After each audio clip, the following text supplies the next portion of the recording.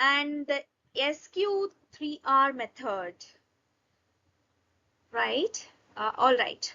This slide is one you will want to screenshot or write down because the SQ3R method is one of the most researched and proven frameworks for deep reading comprehension. Let's break it down step by step. SQ3R stands for survey question, read, recite, review, survey. Okay. Before you read, skim the text.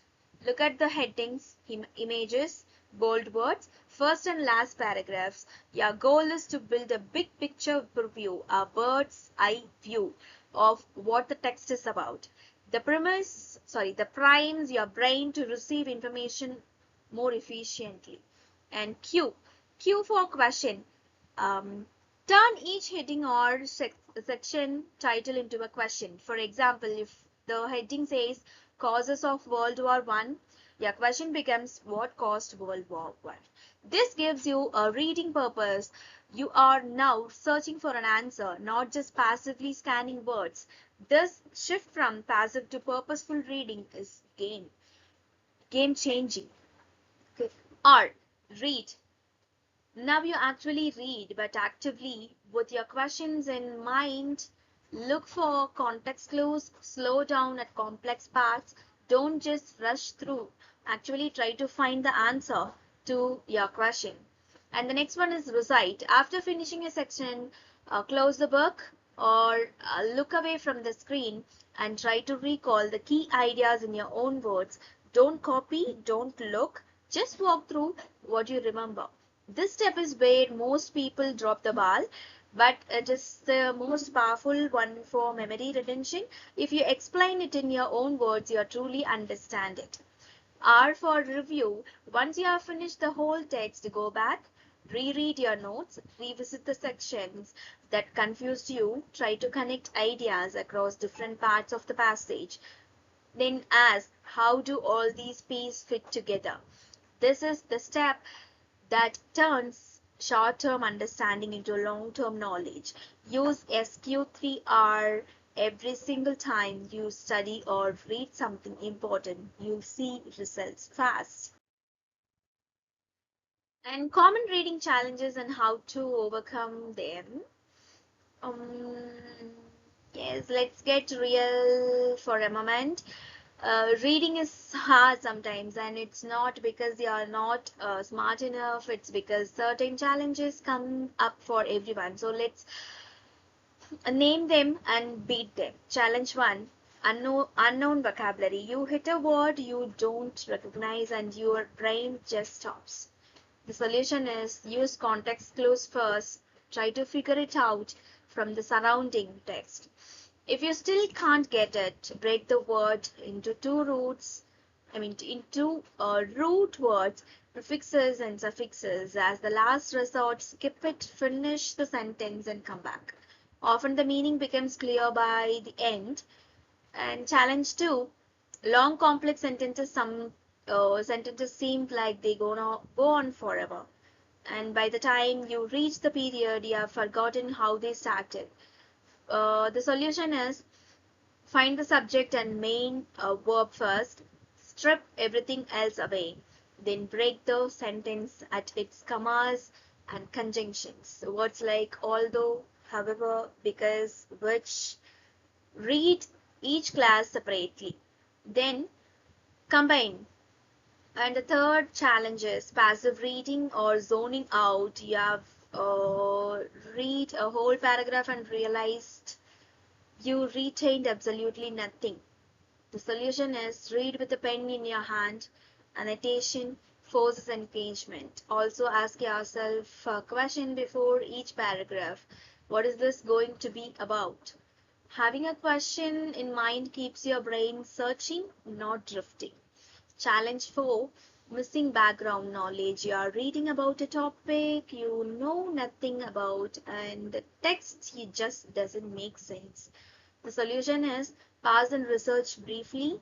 Even a 2-minute Google search on a topic can provide enough context to make the rest of the passage click.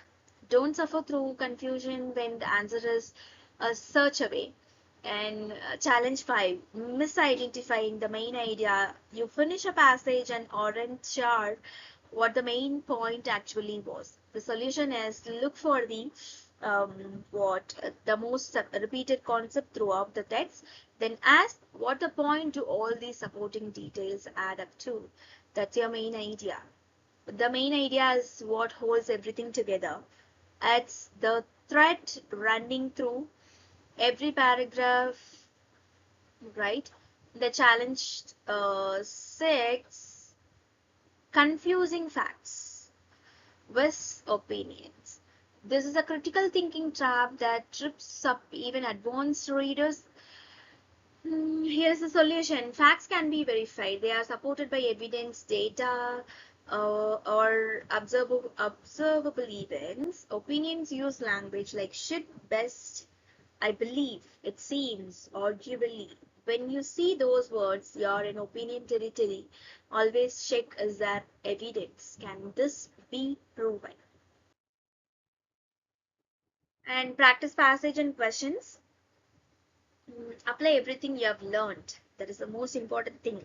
I'm going to read you a passage and then we'll work through 4 questions together. Read along with me and try to answer each question yourself before I reveal the answer. Here is the passage.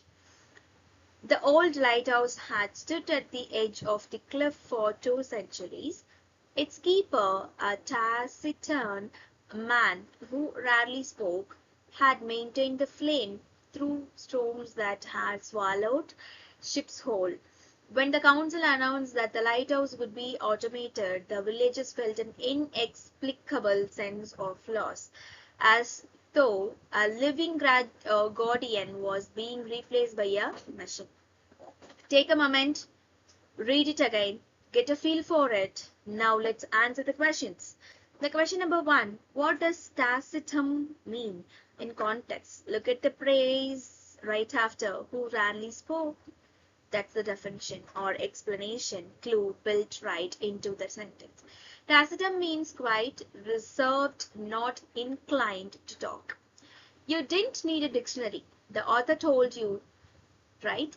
Question 2, what is the tone of the passage? Think about the language. Old, 2 centuries. Swallowed, sipped, whole. Sense of loss, replaced by a machine. These words carry weight and sadness. The tone is nostalgic and melancholic. There is a deep sense of something precious being lost. Question number 3. What does inexplicable suggest? The villagers feel a sense of loss, but notice the word inexplicable. They can't logically explain why. The lighthouse becoming automated is a practical decision.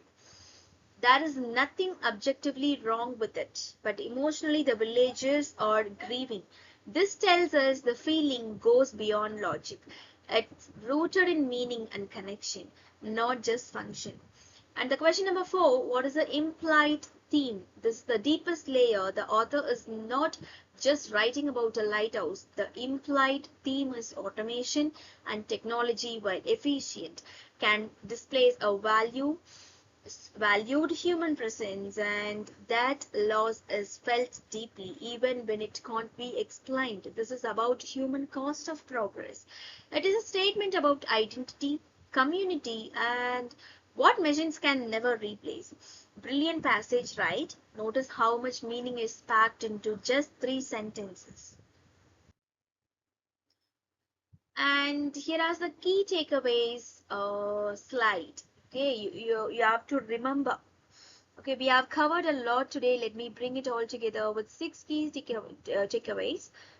Write these down, tape them to your wall, make them part of how you read every single time. Takeaway 1, context is everything.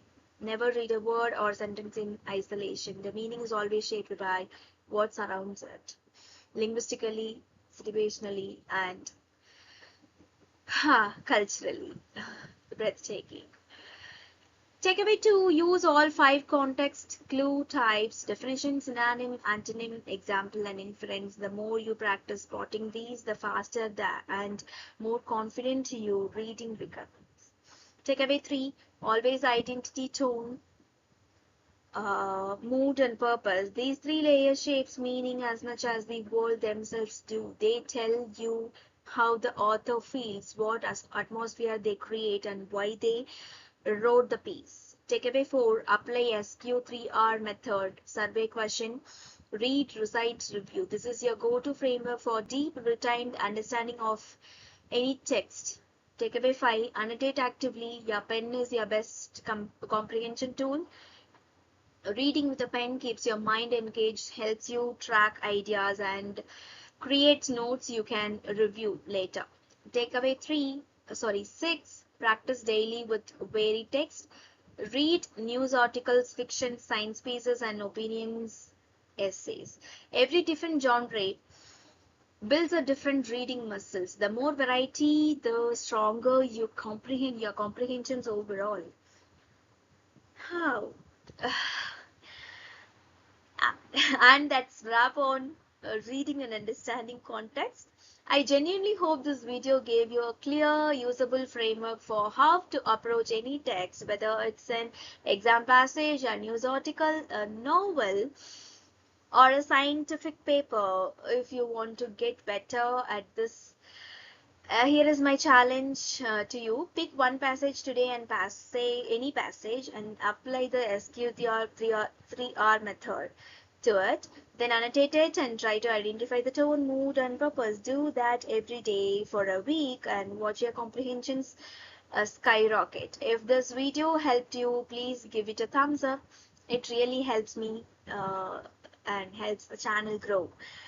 Drop a comment below telling me which strategy was most useful for you. I read every single one, and if you haven't subscribed yet, hit the subscribe button and the bell icon so you never miss a video from our comprehension series. We have got more videos coming on critical reading, vocabulary building, and writing skills. Thank you so much for watching. I'll see you in the next one.